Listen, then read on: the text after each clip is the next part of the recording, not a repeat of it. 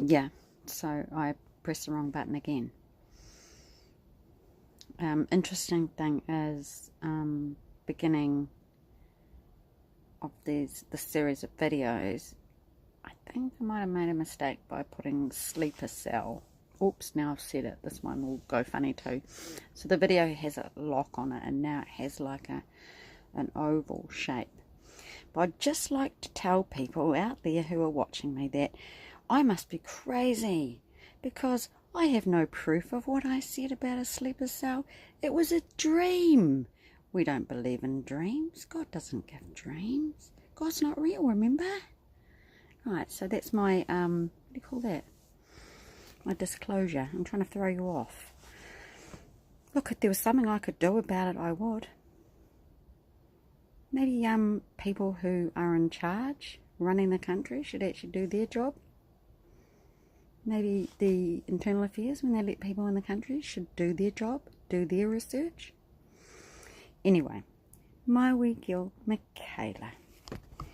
Hopefully I can finish the story. It's important, obviously, or I wouldn't have been cut off twice, even though it's probably just a my silly mistake. She stole my rubbers and things, so I had to make a contact with her mum, and I got some support from other teachers, and they said you would just sit down with the parent and talk in a private way with the parent about what you're noticing about behaviour of the child. And so I sat with the mother. She was a wee plump lady, and really nice. In a half-hour meeting, I basically learned everything about her and got invited out for a night at the pub. Pretty good for a Christian who doesn't drink, eh? So, her story was that she was a single mother, and that Michaela had trouble, lots of different fathers and so forth, and that she didn't tell me some things. I found those out when I went out to dinner with her, or pub, but she did tell me that she was likely to be put in prison very, very soon, and she was having a farewell night out on the booze, and she invited me, and I thought, okay. And well, I let her drink. I said, I will pick you up so you can drink, and I'll make sure you're home safe. So more than anything, I just knew that it was dangerous for her to be out, and who wouldn't have a blast knowing they were going to prison. She also asked me if I would go to court and support her, and I did turn up at the court as well. So I prayed and prayed about going or not, because where she wanted to go was quite a dubious place in Christchurch. I don't go into the city, and I've always been a right prude Christian right from the beginning, and I never went to any pubs as an adult in Christchurch.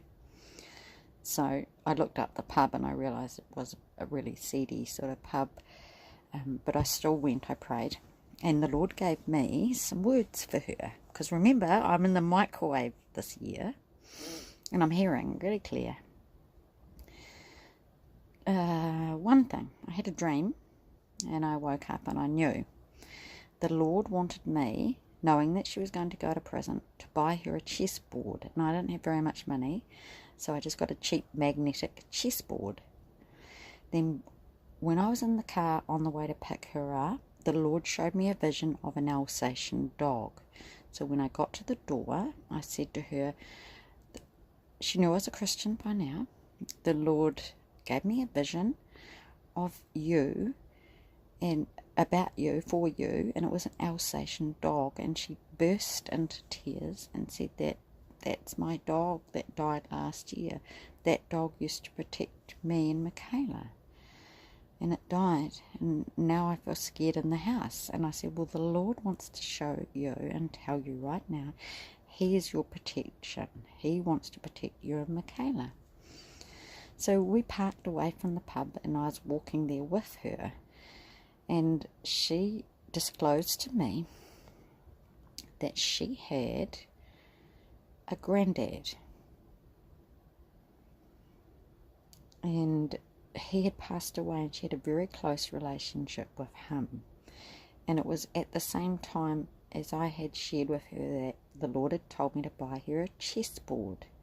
She said that her and her granddad were very, very close. And as a child, her and her granddad played chess together. He taught her.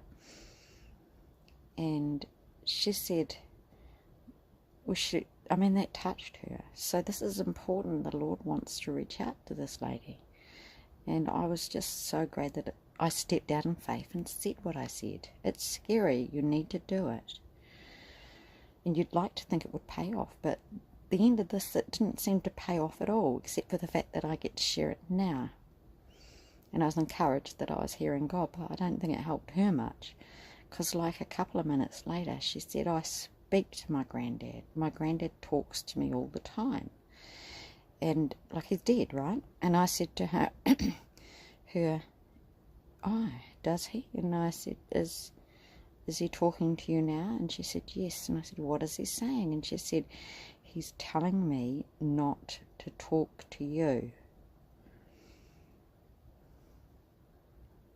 I don't have to spell out what's happening here. Anyway, that was it. She shut down. It was a funny night. I went into that pub. I don't know if anyone's ever been in this environment, but the Lord sends us into environments. This is where the Lord Jesus went. We need to go where he calls us. And this was a club where you could get up and strip whenever you felt like it. And that's what the expectation was for any woman who was there. Michaela's mum had one friend show up, and she was a prostitute, and Michaela's mum told me that she was a prostitute on and off as well. Her friend got up, and she was not an attractive lady. Like, things were hanging down to her waist. Anyway, she did a strip, and it was horrible, and I felt such Jesus' compassion for her. I nearly wept. And when she came back, everyone had booed her and was humiliating her and ridiculing her. And I stood up and I covered her so she had privacy, and I gave her her clothes back. And, and I felt so much love and compassion for her. So that was wonderful to feel Jesus' love for the prostitute. And that was really it. Except for... So she then told me on the Wednesday after the weekend she had a court case. So it was weird because I don't know why I wasn't at work. I wouldn't have taken a day off work to do it, but I ended up turning up at court, and it was strange. You feel the attack. I pulled up. There was a car park right outside the court. The courts had actually fallen down now since the earthquakes. I pulled up, and as I was doing it, this car had obviously assumed that was his park, and he had been in front, maybe just starting to indicate to back into it, and I took it. And he came out, and he was in a rage, and he was banging on my car window and everything like that. And it wasn't the sort of situation where you would just bow out. I was trapped, and I waited until he left. And the only reason he left was because his girlfriend tried to calm him down. And I went into the court, and this was a miracle. I went into the waiting room, and I didn't see where he went, and he was in the room, the waiting room that I walked into, and I thought, I'd see him there. Oh no, he's going to hit me. I walked right past him like I was invisible. I am not kidding. He did not see me. I walked right past him. His eyes looked right through me.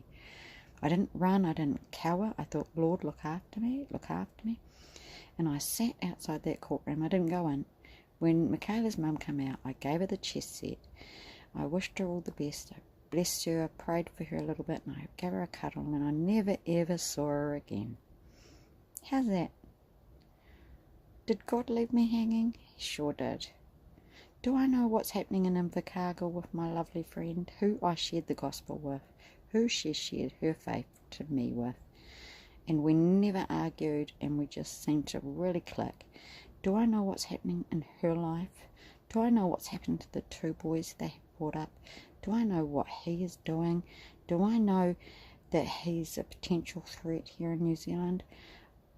I only know what the Lord showed me, and that's that he was trained with a machine gun.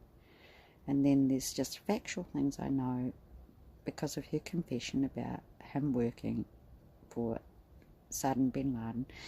Saddam bin Laden was an engineer, had an engineering company that was like the front. That was the cover. That was the cover for, it's not ISIS, I don't know what it was called, but it's equivalent to ISIS, a terrorist group, and he was head of it, and I know he was killed, and I think people have forgotten about him. I'm here to remind New Zealand.